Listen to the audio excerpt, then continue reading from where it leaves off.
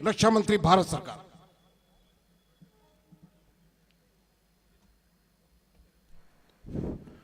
इस कार्यक्रम के सभापति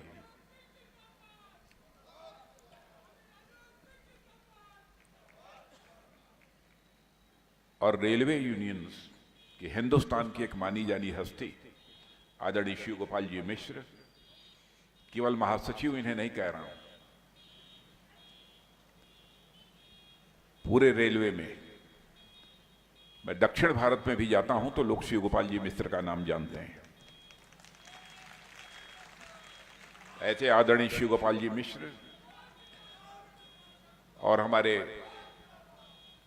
उत्तर प्रदेश के डायनेमिक डिप्टी चीफ मिनिस्टर, जिनका कि यह विधानसभा क्षेत्र भी है, श्रीमान ब्रजेश जी पाठक, श्रीमती सुषमा खरकवाल महापौर, श्री आनंद द्विवेदी नगर अध्यक्ष, श्री मुकेश जी शर्मा विधायक, श्री रामचंद्र जी प्रधान विधायक, श्री सियाराम जी वाजपेयी, श्री यशु शाह, श्री सचिंद्र मोहन जी शर्मा मंडल रेल प्रबंधक, श्रीमान दिवाकर जी त्रिपाठी, श्री श्रवण नायक, श्री गिरीश मिश्रा, श्री तिलोक अधिकारी, श्री राकेश श्रीवास्तव, श्री अरविंद त्रिपाठी गुड्डू और यहां मौजूद मेरे सभी सम्मानित बहनों एवं भाइयों, सबसे पहले तो मैं आप सभी से क्षमा चाहता हूं।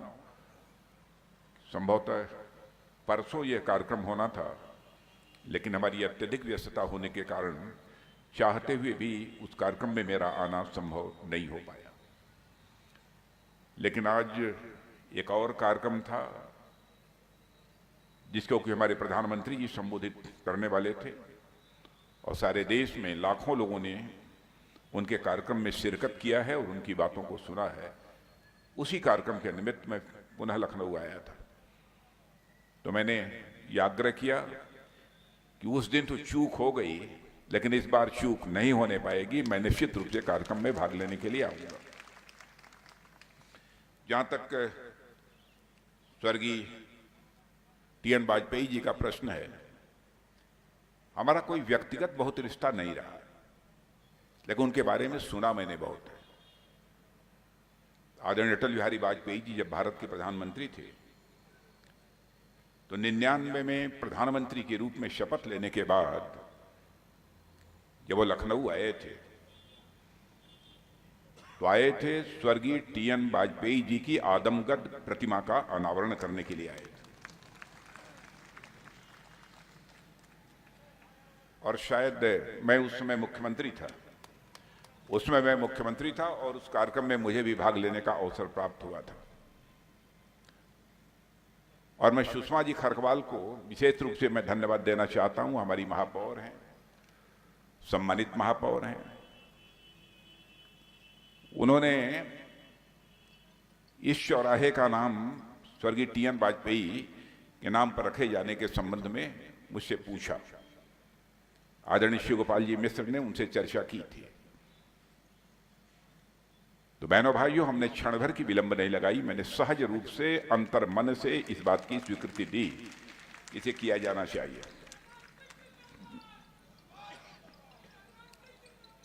जहां तक स्वर्गीय टी.एन. वाजपेयी जी का प्रश्न है, हम सभी जानते हैं कि आदरणीय अटल बिहारी वाजपेयी जी के बहुत अभिन्न मित्रों में से वह थे, और मित्र ही नहीं बल्कि मैं कहूंगा कि अटल जी के मन में स्वर्गीय टी.एन. वाजपेयी जी के प्रति एक सम्मान का भाव था। वो बहुत ही साधारण परिवार के रहने वाले थे, लेकिन जुल्म और अत्याचार के खिलाफ जंग छेड़ने की अद्भुत कुवत यदि किसी में थी तो स्वर्गीय टी.एन. वाजपेयी जी के अंदर थी। मुझे यह बतलाया गया कि शायद 1945 में वो लखनऊ आ गए थे और एक कहीं किसी कारखाने में वह काम करते थे। किस कारखाने में काम करते थे मुझे नहीं मालूम, और मुझे इस बात की भी जानकारी दी गई कि संभवतः वह कम्युनिस्ट पार्टी के पहले सदस्य थे। प्राथमिक सदस्यता उन्होंने कम्युनिस्ट पार्टी की ही ली थी। लेकिन जब उन्होंने देखा कि वामपंथी विचारधारा के लोग अंग्रेजों के खिलाफ जो जंग हो रही थी उसमें भाग लेने से उन्होंने मना कर दिया था, उससे कतराने लगे थे, तो उन्होंने अपने वामपंथी विचारधारा को उसी समय छोड़ दिया था और एक दूसरी पार्टी ज्वाइन की थी, वह कांग्रेस सोशलिस्ट पार्टी। वह स्वभावतः समाजवादी थे, व्यवहारतः समाजवादी थे, और उन्होंने वह पार्टी ज्वाइन कर ली। और कम्युनिस्ट पार्टी से नाराजगी केवल उनकी इस बात को लेकर रहती थी, भाई आप भारत के नागरिक हो, भारत में रहते हो, भारत की धरती पर पैदा हुए अन्न, भारत की धरती से निकला हुआ जल आप सेवन करते हो, और इस भारत की आजादी के खिलाफ जो तुमको जंग में हिस्सा लेना चाहिए तुम नहीं लेते हो। और यही कारण रहा कि वामपंथी विचारधारा के साथ उसका मोहभंग हो गया। उन्होंने यूनियन भी बनाई अलग, मुझे बतलाया गया, और 1960 की हड़ताल में भी उन्होंने भाग लिया था। और मुझे यह भी बतलाया गया कि 1960 की हड़ताल में जब उन्होंने भाग लिया था रेलवे की, तो उस समय शायद उन्हें निलंबित कर दिया गया था या बर्खास्त कर दिया गया था, और लगातार 12-14 वर्षों तक वह बाहर ही रहे। लेकिन बाहर रहते हुए भी पूरे संकल्प के साथ और पूरी दृढ़ इच्छा के साथ, दृढ़ इच्छा शक्ति के साथ वाजपेयी जी लगातार करते रहे। और बाद में जब कोई समझौता हुआ, समझौते के बाद पुनः उनको सेवा में लिया गया, और मुझे बताया लोगों ने कि शायद 1979 में उसके बाद उन्होंने अपनी सेवा से त्यागपत्र दे दिया। और मैं मानता हूं कि भारतीय रेल जैसे संगठित क्षेत्र के कर्मचारियों का नेतृत्व जिस सलीके से वह करते थे, जिस जीवटता के साथ वह करते थे, वह अपने में उस समय बेजोड़ माना जाता था। और केवल रेलवे का कर्मचारियों का जो यह संगठित क्षेत्र है, केवल उसके लिए ही उन्होंने काम नहीं किया, अपने जीवन में असंगठित क्षेत्रों के लिए भी वाजपेयी जी ने भरपूर तरीके से काम किया। मैं जानता हूं उन्होंने अलग से यूनियन बनाई, नॉर्दर्न रेलवे मेन यूनियन आज भी है, नॉर्दर्न रेलवे मेन्स यूनियन, और उसकी जिम्मेदारी इस समय आदरणीय श्री गोपाल जी मिश्र निभा रहे हैं। और मैं जानता हूं कि ये यूनियन बहुत ही मजबूत यूनियन है, बहुत ही ताकतवर यूनियन है, और वाजपेयी जी उसके बहुत ही प्रमुख नेता थे, शिखर के नेता थे। रहने वाले तो बगल के जिले हरदोई के थे, लेकिन सारी जिंदगी उन्होंने शायद लखनऊ में ही अपनी गुजारी थी। मित्रों, मैं यह मानता हूं कि इस धरती पर जो लोग पैदा होते हैं, कुछ लोग तो अपने लिए जीते हैं, कुछ लोग ऐसे होते हैं वो केवल अपनी सारी जिंदगी समाज के लिए ही जीते हैं, और स्वर्गीय टी.एन. वाजपेयी ऐसे ही कुछ लोगों में से।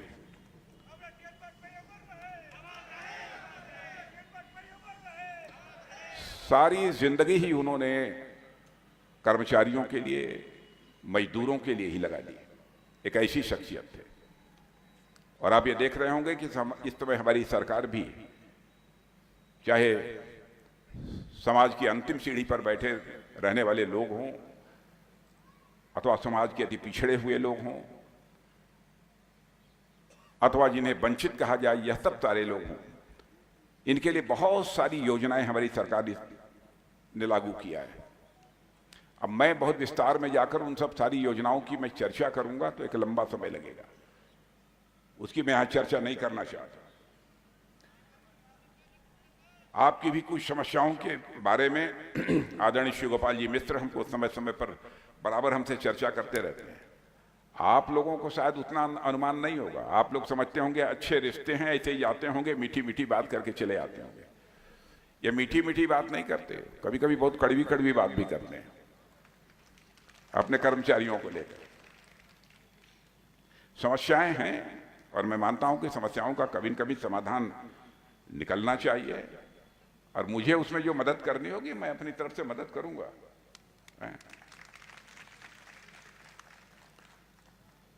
तो आज के अवसर पर तो हमें कुछ बहुत लंबा चौड़ा भाषण करने के लिए आया नहीं। एक आप लोगों ने इसके नामकरण की बात कही है, अब उसको भी आप देखिएगा, इसको आगे बढ़वाइए। मैं उत्तर प्रदेश सरकार से आप भिजवाइए प्रपोजल, वहां से मैं करा दूंगा इसको। ये प्रदेश सरकार से प्रपोजल जाना चाहिए। लेकिन आप जानते हैं चुनाव तक तो कुछ नहीं होता। कोड ऑफ कंडक्ट लागू होने के कारण सारी चीजें जो जहां हैं वहीं रहती हैं, तब तक तो लागू नहीं होती। इस क्षेत्र के विकास के लिए भी बहुत सारे काम हुआ है, बहुत सारे काम हुए हैं। और अभी 11 मार्च को जाम की समस्या निजात दिलाने के लिए अवर चौराहे पर अंडरपास के निर्माण का शिलान्यास भी मैंने कर दिया है। और इसी क्षेत्र के आलमबाग के 5 वार्डों में Babukunj Bihari ward, Omkar ward, Gitanjali ward, Guru Gobind Singh ward और गुरु नानक वार्ड निःशुल्क सीवर हाउस कनेक्शन कार्य का शुभारंभ कल होगा, जिसको हमारे उप मुख्यमंत्री श्रीमान ब्रजेश जी पाठक करेंगे। लखनऊ के विकास का जहां तक प्रश्न है, मुझे बतलाने की जरूरत नहीं है। जब किसी भी प्रतिनिधि को अपने कामों की चर्चा करनी पड़े तो मैं समझता हूं कि इससे बड़े दुर्भाग्य की बात और क्या हो सकती है। लोगों को एहसास होना चाहिए। जब लोगों को एहसास होना शुरू हो जाए कि नहीं काम हुआ है, पहले के कंपैरिजन में हमारी जो कठिनाइयां वह कम हुई हैं, हमारी सुविधाएं बढ़ी हैं, तब तो उस जनप्रतिनिधि को संतोष होना चाहिए। और आप सब देश के एक जागरूक नागरिक हैं। इस सच्चाई को आप सब स्वीकार करेंगे कि आज अंतर्राष्ट्रीय जगत में हमारे देश का कद बहुत ऊंचा हुआ है। मैं अभी पिछली सभा में भी कह रहा था, इसके पहले भी कई बार बोल चुका हूं। और जब हम लोग भी विदेशों में जाते थे कभी, और इंटरनेशनल फोरम पर, अंतर्राष्ट्रीय मंचों पर हम कभी कुछ बोलते थे, तो भारत की बातों को जिस गंभीरता पूर्वक लिया जाना चाहिए लोग नहीं लेते थे। लेकिन आज भारत यदि अंतर्राष्ट्रीय मंचों पर कुछ बोलता है तो सारी दुनिया कान खोलकर सुनती है कि भारत बोल क्या रहा है।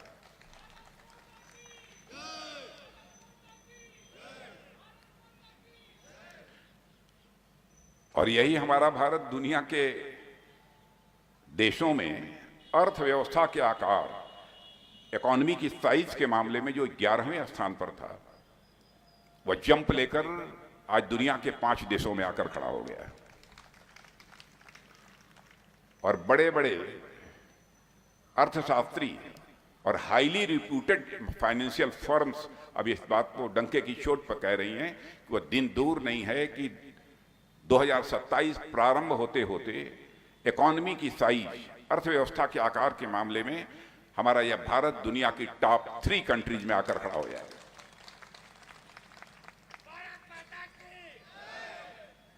और बहनों भाइयों, मैं आपको विश्वास दिलाता हूं, वह दिन दूर नहीं है कि भारत आर्थिक दृष्टि से भी दुनिया का सुपर पावर कंट्री बनकर के इमर्ज करेगा। Super power country.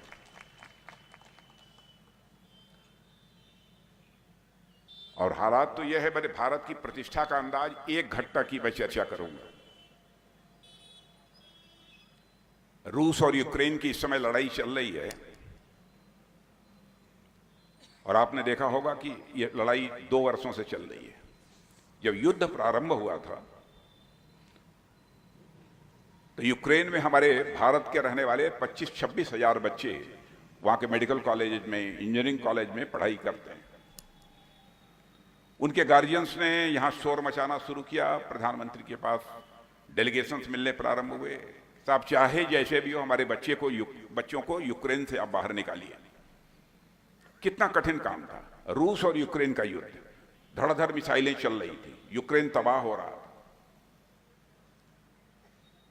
अमेरिका का भी किसी न किसी हद तक उसमें हस्तक्षेप है। जो दुनिया के किसी देश का कोई प्राइम मिनिस्टर काम नहीं कर पाया, प्रेसिडेंट काम नहीं कर पाया, प्राइम मिनिस्टर ने टेलीफोन उठाया, सीधे